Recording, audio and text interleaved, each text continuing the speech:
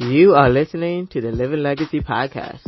This weekly podcast inspires you to step outside of your comfort zone. My name is Zaakirah Muhammad, and I'm your host of the Living Legacy Podcast. I am a cancer survivor, brand cultivating strategist, author, and world traveler. This Living Legacy Podcast features women of purpose sharing stories of resilience. They are single and married. They are artists and entrepreneurs who run businesses and juggle parenthood. If you are ready to hear interviews about professionalism, entrepreneurship, travel, life, and love, you are in the right place. They will share stories of how they overcame adversity while seeing life through a different lens. Let's get into it. So one of the reasons why I started this podcast is because once I got the definition of legacy down pat, not legacy in the form of money, but legacy in the form of what are you going to pass down to the next generation, whether you have kids or not? What are you passing down for the next generation? When you pass, what will people remember you, right? What will people say about you behind your back? Started this series called Living Legacy Podcast because I wanted to explore that. I wanted to talk to people who know what their legacy is, who know what their purpose is, and know that this life is very much so temporary. I wanted to do an impromptu podcast because recently, in the recent news of Kobe Bryant, may his soul rest in peace, and as we say in the religion of Islam, from God we come and to God we return, he left a legacy. He has inspired generations. You know, you say what you want about him, say what you want about how he played ball, say what you want about how he dealt with his family, okay? No man is perfect, nobody perfect, but he loved his family. I want you all to take a moment to, no matter what Kobe Bryant means to you, like for me, seeing the news of Kobe Bryant passing away, I didn't believe it at first. I literally had to double check. I got the headline news on my phone, and then I had to look on TMZ to double check to make sure people aren't trying to mess around. You know, I hate when people do that. What's the point of pretending for someone to die? You know, like I never wish death on anyone because that's God's timing, beyond your control. But once I saw the news, it hurt. You know, I mean, it hurt when Prince passed away, but I know it hurt my mom more because she admired his beauty, his creativity.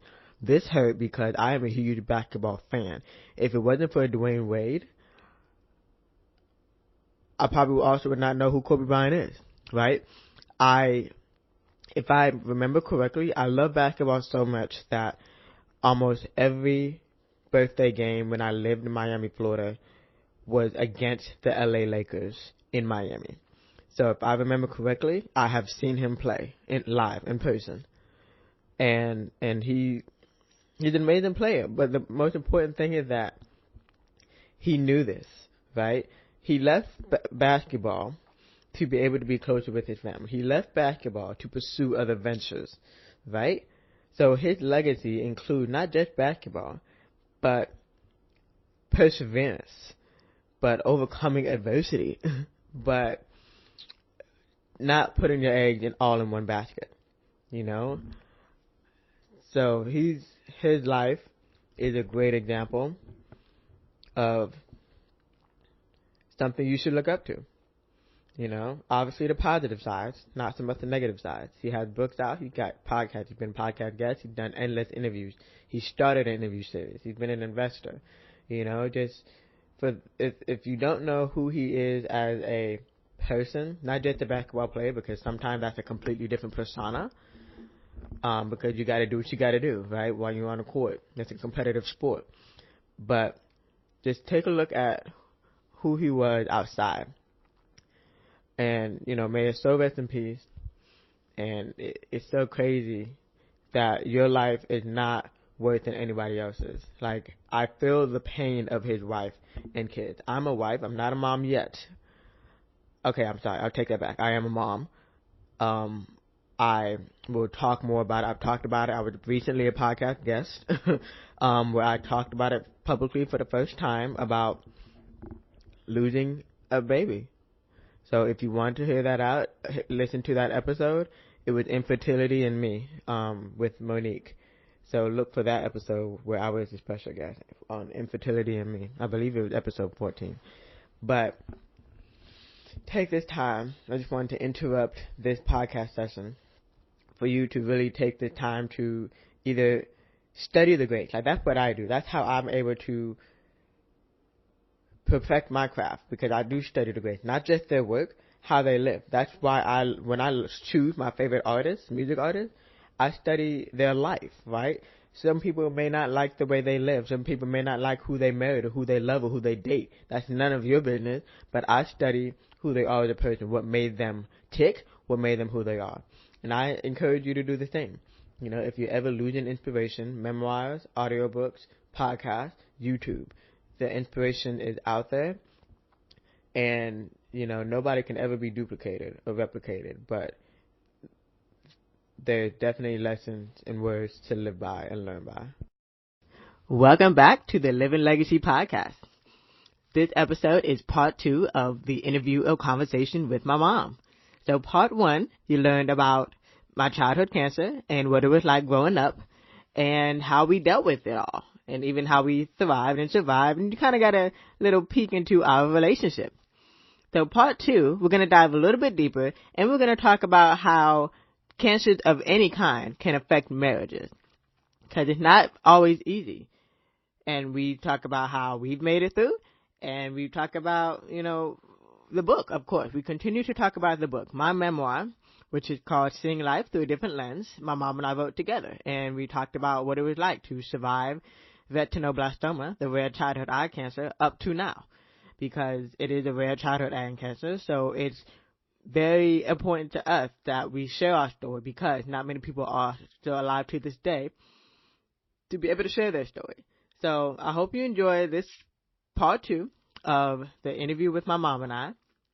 And as always, please be sure to let me know what parts you liked, what parts you didn't like, by leaving a review on Apple Podcasts, Podchaser, or Stitcher, or even tagging us, commenting on the last post on our @Living Legacy Podcast on Instagram, or even joining the Living Legacy Podcast Listeners Facebook group. I can't wait to hear from you. So, getting back to your question, when you decided to get married, my first thought was, oh, well, how is he going to deal with all of this? And the first thing I said to my dear son-in-law was, well, you've married a princess, and I hope you can provide for all that the princess needs. And that's what I said to him. And I don't think he knew then what he knows now, because I asked him again, and I said, well, what do you think about your wife? And he says, I'm still figuring it out. So it takes a lifetime. It takes a lifetime. But it's better for you to be with him. I'll just put it like that. I couldn't see, you living alone for a long period of time. I couldn't see you, being out there dating and, being exposed to God knows what. And, so it was a good decision. I think you made a lot of good life choices. You teach your child everything you want your child to know, and then you step back and you say, well, I've given her all the information she needs. I've given her all the tools, so she has to do it. And when she can't do it, she'll fall on her face, and hopefully she'll be able to pick herself up and dust herself off and keep on going. And if she can't, then she'll sit there and cry and scream and have a tantrum and get over it and go on anyway. So, that was it. I mean, I always remember that you're not a crier. You're not the kind of person who feels so bad that you become paralyzed and you can't do anything. So, I know that, and that's what gets you through the day. So you can always think of something better. Even though it's bad and it could be worse, you have always been able to come up with something better.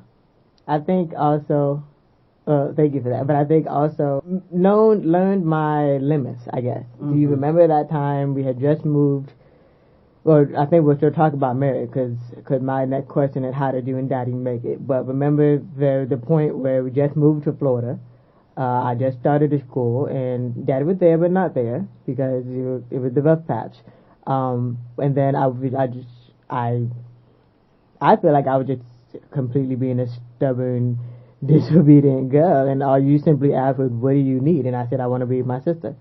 You remember that? No. Okay, well I do because that's when I knew my limit of like, okay, sure, I'm not a crier. I don't always talk about my feelings. I never always knew how to talk about my feelings. And so now, yeah, I would have a day of crying it out. I would have a day of I may unintentionally take it out on hubby because there's always at least one day. So of course, even for those who do think they know me and have said I've never seen you cry, like, oh my goodness, like, well, trust me, I do. You're not going to see it, but trust me, I do. Because it's just a matter now of knowing my limits, of not waiting until everything is not waiting until the water is boiling over now. So, but how did you and Daddy make it through the marriage? Because this is like every marriage go through something rough. Some go through the death. Some just go through serious financial difficulty. But how did you all make it? Well, the one thing that helps, because I'm not a crier to the point where I become dysfunctional, but he is just the opposite of me, and so when things get out of control, he's able to remain calm and sane, and he allows me to become, the crazy, and then we can flip-flop, we can switch roles and stuff, but he has always been able to verbalize what's going on with him, and so when his back is up against the wall and he can't do it, he just says that, I can't do it, I can't deal with this, I can't do this. And so the pressure on us was getting everything done. And so we had to kind of divide the labor and say, well, okay, if you can't do this, then I'll do that. And if I can't do this, then you do that. So the interesting thing was learning about the prosthesis. I mean, I thought that would break our marriage, but especially when it got lost. And then when we didn't know how to put it in, and we didn't know how to take it out, and we didn't know how to clean it, and we didn't know this and all the rest of it, and he threw up his hands and he said, well, you're going to have to do it, because you were just so fragile, and he thought he was going to hurt you somehow by having all this going on, and it was just making him nuts. But his response was, don't worry about me, do what you have to do, and that was it. So when I needed a break, and I think that's where that part comes in, you have to separate yourself from it at some point. You gotta go take a trip or lock yourself in a room and just, not even think about it at some point and not talk about it, because when you're that deep into it, and every single day, I had people calling me, asking me stuff that I really didn't have answers for. But the good news is that I know how to read, and I will read everything. And when I finish reading everything, I know how to ask questions, and I'm not afraid to, let people know that I don't know stuff. So, that's really what helps. But being able to talk it out.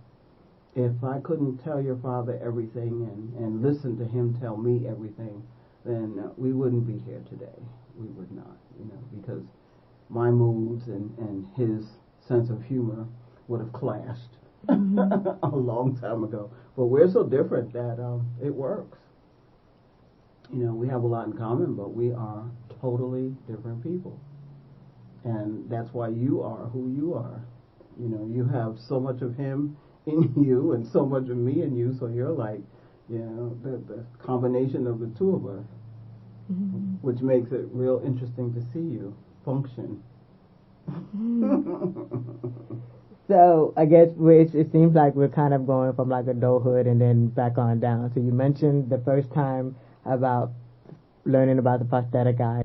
So what about mentioning the first time you had to learn about dim lighting and seeing from my perspective? And no, when we left the hospital, they gave us very strict instructions. They gave you all of the things that you had to do, and all the things that you had to be conscious of. If this happens, do this. If that happens, do that. But the first thing he said to us, because even after the surgery, we were taken to a room that had dim lights, and that's what we were told to do when we get home. Just be careful of very bright lights, because your eye was going to be very sensitive to bright lights.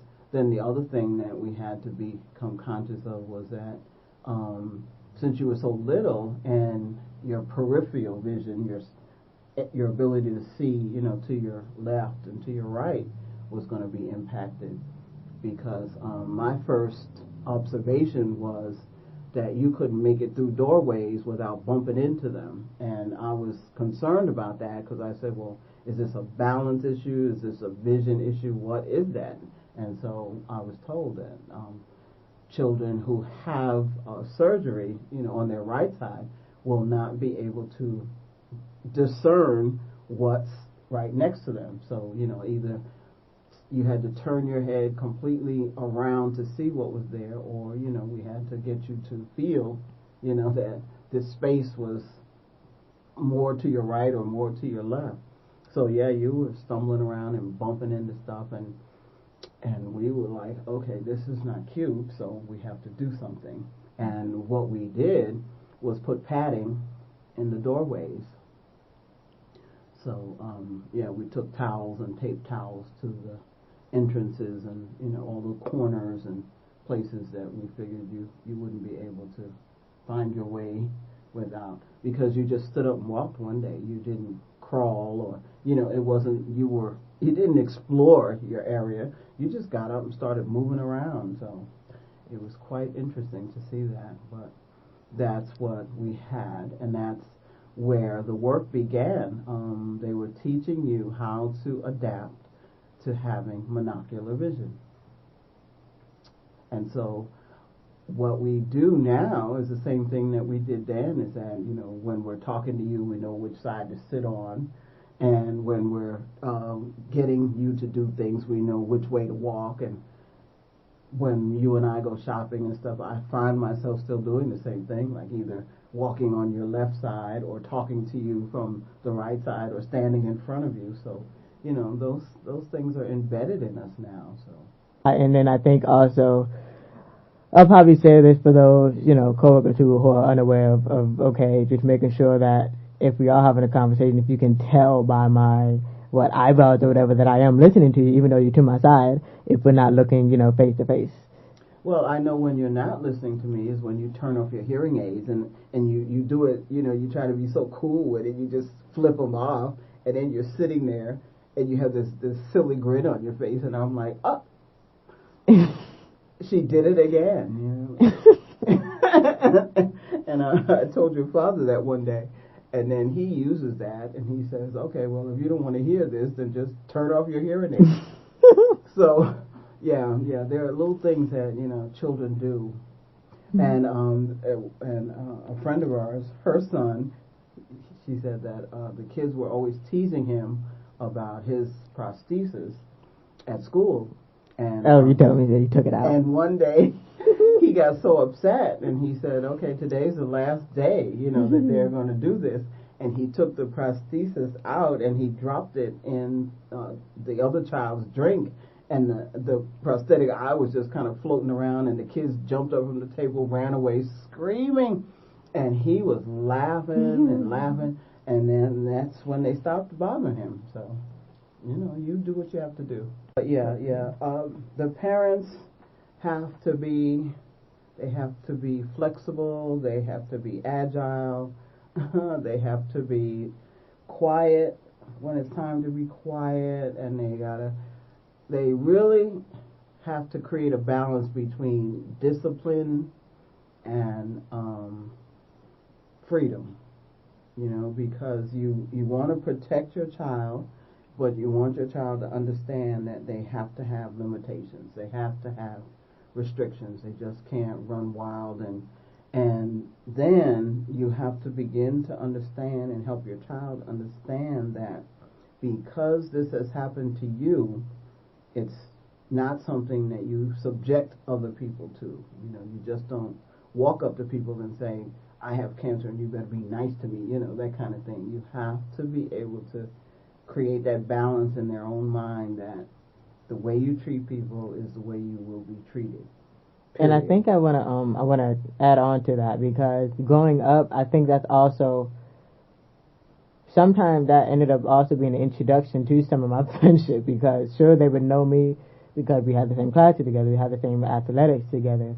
But the moment I would say, you may not know this about me, but I have cancer and I can only see one eye and I wear hearing aids. Sometimes that's like, oh, let me stay away from her. That's how you see their character. But most of the time it was like, I like her even more, you know. Well, I think if listening back to the episode with Whitney and I, she was like, I appreciated you even more and I felt even more closer to you because you told me that. So most of the time that's what it is, just letting them know, like, okay. Yeah, without having pity or, you know. Right, no.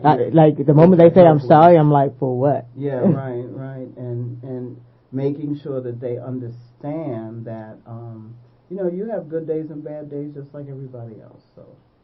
And I can play sports like everybody else. I can, you know, go places like everybody else. Yeah. I can drive like everybody else. Well,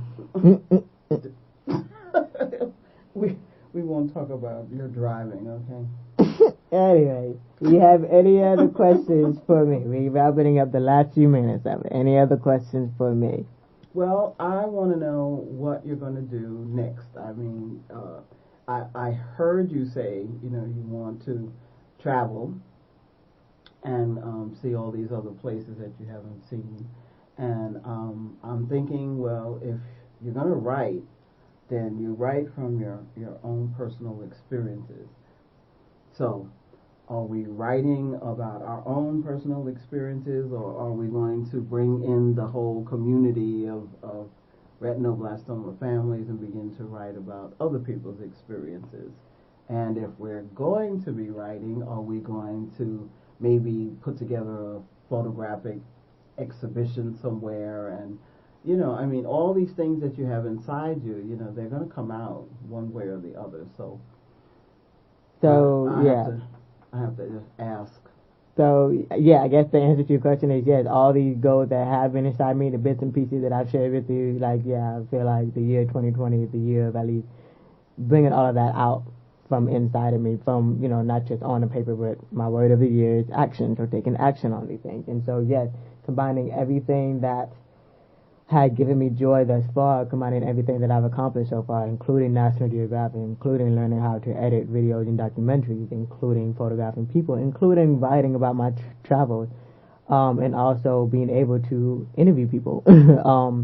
I do know that what is next is, with these travels come the opportunity to meet other people with speaking engagement, to talk to other people who are either going through it or just, you know, need a little motivational touch, or whether it's medical, whether it's just a mindset. So being able to speak and travel. I want to see new places, but I would like to also be able to combine it. If it can be a place that, you know, I can bring the book with me, and it's actually a place that where the book is wanted, per se.